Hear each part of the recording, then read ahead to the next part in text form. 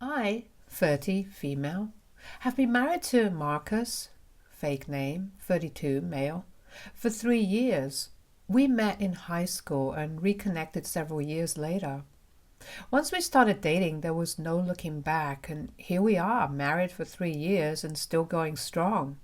Not everyone was happy about our wedding, though, especially my older sister, Nina, 32. We went to the same high school, and Nina had a major crush on my husband back then, but the feelings weren't mutual as far as I know.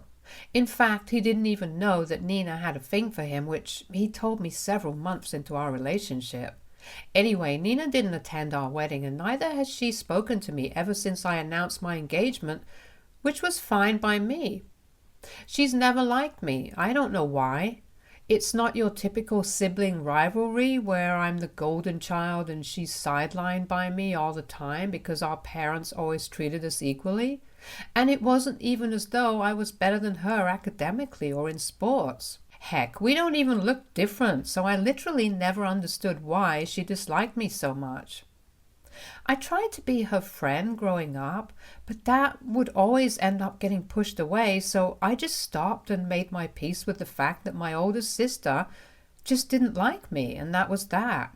We weren't close, so her not attending my wedding didn't make much of a difference to me at all. We only meet on holidays or at family events, but even then she doesn't acknowledge me, and neither do I talk to her, because it's pretty pointless to try and befriend a person who hates you for no reason. Our relatives are also well aware of our strained relationship, so there aren't many who question it either. It's just established that we don't cross each other's ways at all. But around half a year ago she did cross me, and it was just so pathetic. 6 months back, my husband received a drunken phone call from Nina where she went on to speak at length about how he'd married the wrong sister and that she would be a much better wife for him than I was. She didn't know that she was on a speaker and I was sitting right beside him giggling through her rant. She eventually ended it by announcing that she was going to marry him one way or the other, and she'd even be willing to be his mistress if it came down to it. I was really surprised by that because it was so low. I'm going to be honest, I did think it was funny and pathetic, but I was also angry that she'd even dared to pull something like this, even though I hadn't even done anything to her. So I decided that I'd had enough, and if she was allowed to mess with me, then so was I. I encouraged my husband to flirt with her and give her false hopes. It was cruel, but it was also much needed and well deserved. He told her to come over to our house so they could get married now, and she agreed readily, sounding like she'd won the lottery. Marcus and I set up a hidden camera in our living room the next day, and I personally decorated our room to look as dreamy as possible. Fit for a wedding. Then I sat in the next room when she arrived and watched the drama unfold. It was way too funny to watch her try and flirt with my husband while he just tried to be as stiff as possible, and after a quick exchange of vows and rings, he told her to go away and keep this a secret until he told her that it was safe to tell people. He didn't even kiss her after the vows, and even then, the idiot didn't seem to think that something was off. After the mock ceremony, Marcus and I ended up laughing at the video for around half an hour because of how delusional this woman seemed. It was just sad that she was ready to go so low just because she hated me and wanted my husband. Sucks for her that my husband doesn't love anyone other than me. We'd thought we'd send the video to my parents, but decided that we'd wait for the right time.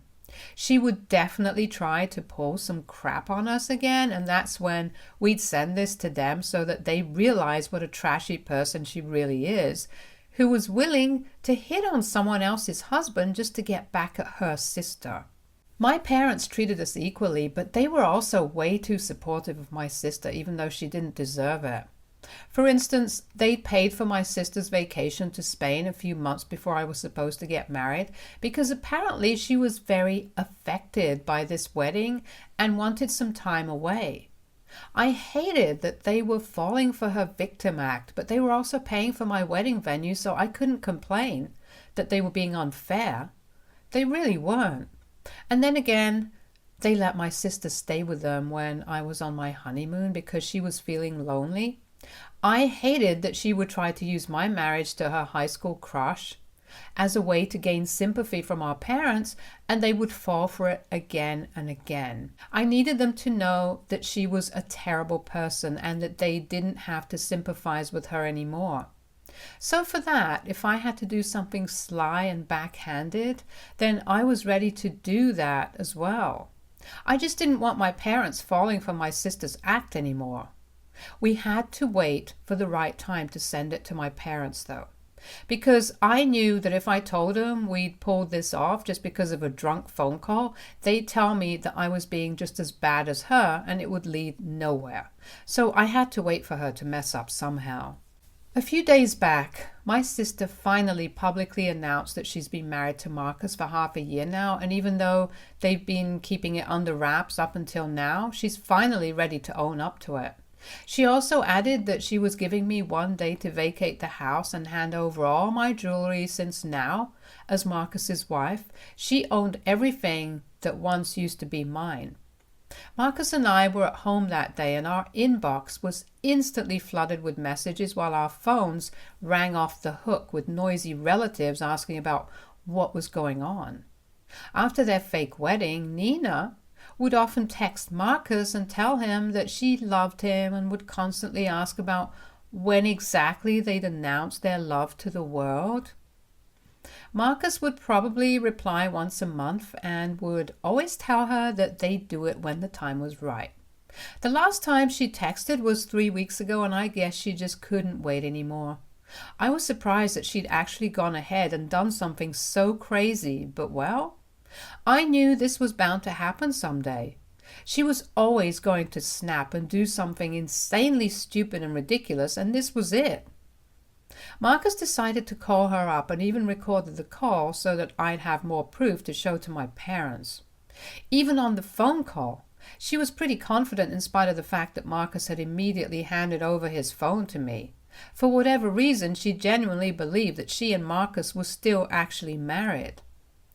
She told me that begging her or pleading with her wasn't going to change the reality, so I could just save my breath and instead use my energy to think about what I would do now that I didn't have anything. It was so ridiculous that I actually ended up laughing in her face before I told her the truth about what had happened 6 months ago. Of course, she refused to believe me and told me to put her on the phone with her husband, so I handed Marcus his phone, and after that, he had to convince Nina for like 10 minutes before she actually realized that she'd been played for a fool.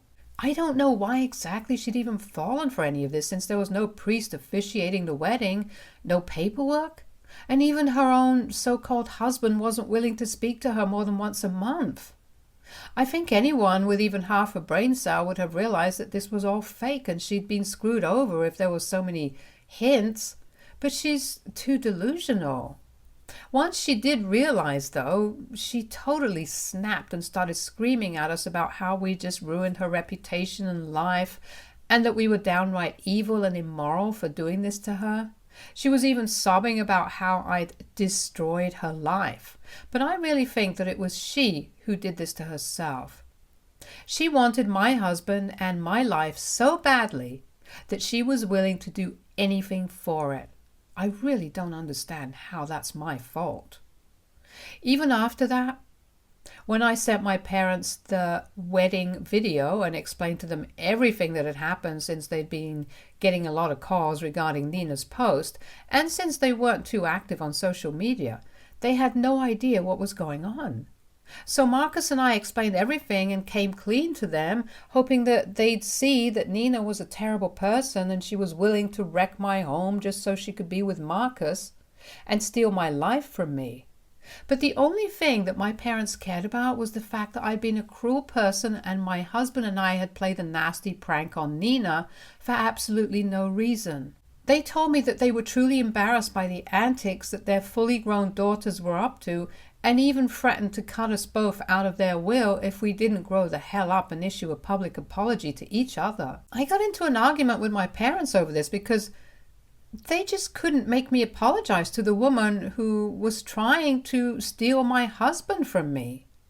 It was just not fair, and yes, maybe I'd been a bit too cruel and had taken things too far, but that didn't just magically make Nina's actions right. My parents had just stuck on the fact that what we did to Nina was messed up on a psychological level, and instead of creating so much drama, we could have just blocked her after that phone call and made sure that we told them that day itself instead of waiting so long just so that Nina would inevitably end up creating a public spectacle of our family. They think that both of us are too self-involved and believe that we need to introspect a little. My mother told me that Nina might be a jealous homewrecker, but I'm no less, since what I'd done was actually psychotic and she couldn't believe that she'd raised two daughters who hated each other so much that they were willing to stoop to any level just for revenge, even at our age. I'll admit that it really did sting a lot. It's been 2 whole days and I still can't bring myself to forget that comment, even though my husband thinks that my parents were way too harsh on us. I don't know what to think right now. AITA for making a fool out of my sister for 6 months by making her believe that my husband actually loved her back. Update 1. Hi guys, I know I messed up. I do realize that now, so everyone can ease up on the hatred. I'm a human being and I made a huge mistake. I get that now. What I did was cruel and unnecessary just to force my parents to cut my sister off. I didn't realize it back when I was writing that post, but I guess I'd grown to hate her just as much as she hated me and didn't even realize it. Nothing justifies what I did, since it caused someone an unbearable amount of shame and trauma. A few days after the whole fiasco, my parents got in touch with me and told me a lot of things that I didn't know about my sister, and I just didn't know what to say anymore. I'm ashamed of myself right now, and I wish I could go back in time to fix things. We should have just blocked her number that day and let it go. Nina is actually in rehab right now because while I wasn't aware of it, she had a crippling alcohol addiction and was struggling with that all along. I don't blame myself for the addiction, of course, but I do think that she relapsed because of what I'd done. 6 months ago, she'd relapsed once, but my parents had managed to keep an eye on her for the next few months so that she wouldn't give in once more. But then, after Marcus and I told her the truth, she relapsed yet again. Even all the supposed vacations that my parents were sponsoring for her, that I'd misunderstood, were actually trips to rehab. But since my parents needed an explanation for her absence at certain events and holidays, they'd use vacations to cover it up. Nina and I had pretty much stopped speaking after she moved out for college, so I had no way to find out what she was going through. My parents told me that they do think they messed up by not telling me the real reason she'd be absent for so long, and didn't realize that their lies about where she was would backfire in such a way. They hadn't even considered the possibility that maybe even I'd feel jealous and try to get back at her, which is why this whole situation came to be in the first place. I really just don't understand what to do right now and feel so awfully guilty. Nina had behavioral problems all along growing up, but I'd never known that because my parents had never told me about any of it. They'd done their best to treat us like equals, and I think they did their job well too. But this was just a consequence of keeping us separate that they hadn't considered. And neither had we, to be very honest. Both of us had lost any compassion we had for each other and had forgotten that this person we hated so much was also a human being. I really do regret whatever happened, and I'm planning on paying her a visit as soon as I can so that I can at least apologize for whatever happened. There are still a lot of our relatives and extended family who are trying to gossip about what has happened, and while under usual circumstances I would have grabbed this opportunity to talk crap about Nina, I'm obviously ignoring all those people now and only praying that nothing too serious happens to her, since my parents told me that they'd found her passed out in her house, which was a first. All the other times that she's relapsed, she's been able to approach them and ask for help, still conscious. When my parents didn't hear from her for 2 days after that post, they decided to go visit her, and that's when they realized that she'd relapsed yet again. I can't imagine how difficult it must have been for my parents to realize that my sister and I had fallen apart so badly that there was no hope of reconciliation. I'm just so sorry about whatever has happened. I don't know why I'm saying it here either, but I feel like I have to put it out there in the universe so that somehow Nina can feel it. I'm truly sorry. Update 2. I finally visited Nina today. She was in really bad shape and it showed on her face. She's been in rehab for a few weeks now. She's slowly recovering, but she wasn't in any state to meet people, least of all me, these days. She'd finally agreed to see me, and it was really weird and horrible for me to see her because she looked bad. Not ugly, but bad in a way that makes you feel like this person has been through something. It was very awkward for me to walk into that room and speak to her initially, since we'd barely ever treated each other like family once we reached adulthood. But now we had to put all that behind us, or at least try, so that we don't keep trying to one-up each other and drive one another crazy in the process. So I apologized to her for whatever I'd done and admitted that it was just insane. I'd hated her so much that I'd literally pulled some soap opera level stunt just to put her down and gaslight her, which was pretty psychotic of me. She agreed and then apologized to me for trying to get with Marcus as well. She told me that she'd always been jealous of me right from when we were kids, because once I was born she felt like I would become her competition. It was all internalized, but it still manifested in her behavior. She just couldn't control it, so she felt the need to put me down and compete with me so that she could win. When Marcus agreed to marry her, she finally thought that she'd won, but that wasn't the case. She said that she was finally done competing, and even though this didn't mean that we were friends all of a sudden, but it was certainly a fresh start to say the least. So that's what happened, and I truly am grateful that I got a second chance. I would have hated myself forever if something awful had happened to Nina, and would have forever blamed myself. I feel considerably better now. Update 3. Hi, I just wanted to tell you guys that Marcus and I are still together, obviously. That goes without saying. I don't know who suggested that Marcus and I had split just because I hadn't mentioned him in my updates. He knows and is well aware of everything that's happened to Nina, and he also apologized to her. She didn't want to meet him, but she did say that she was over it now and realizes that Marcus was just trying to be a loyal and protective husband, and she isn't going to hold that against him. So that was that. He obviously felt really guilty about everything as well and was just as sorry as I was, if not more. I have no idea why people were bashing him for being complicit and not doing anything to fix things, even though I hadn't even mentioned whether he had apologized or not. So I hope this clears that up and people stop calling us horrible names. We've apologized and Nina forgives us. End of story. And for the people who are blaming my parents and saying that they're responsible for this situation, I don't know why you think that's the case. My parents could have dealt with this better for sure, but I think they were trying their best to handle everything with sensitivity and kindness.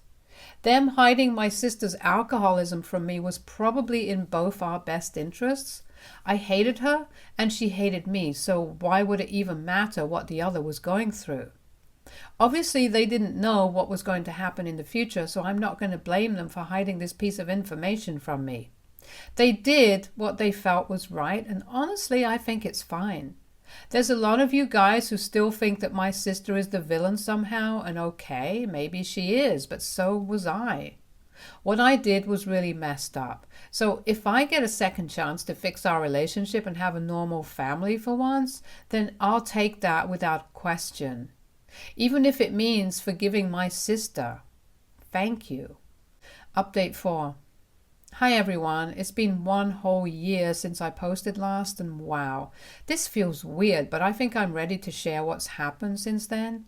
A lot of you warned me that my sister would backstab me again or something. A lot of you said that I need to cut my parents out of my life, and a lot of you thought that I was the only toxic element here, and that they'd all be better off without me.